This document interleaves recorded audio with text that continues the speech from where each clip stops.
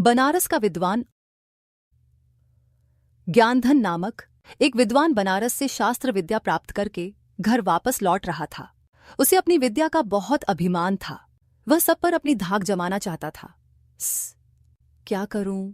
लोगों को कैसे बताऊं कि मैं बहुत बड्डेदा विद्वान हूं? सब मुझे साधारण आदमी समझ रहे हैं। उस पार जाने के कितने पैसे लोगे? जो ठीक समझो दे देना साहब। साहब कह रहा है पर इसे बताऊं तो सही कि मैं कितना विद्वान हूं। अरे भाई, कुछ वेद पुराण भी पढ़े हैं तुमने, या जिंदगी यूं ही गंवा रहे हो?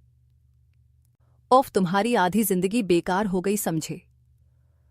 कहाँ साहब, यहां तो रोजी रोटी कमाने और परिवार का पेट पालने में ही समय निकल जाता है।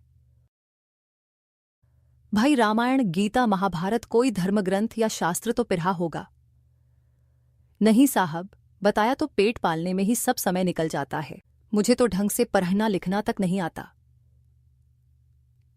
बाकी की आधी जिंदगी में से चौथाई भी तुमने गंवा दी।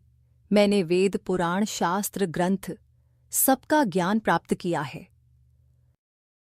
तूफान तेज है, नाव चलाना मुश्किल है, पलट जाएगी।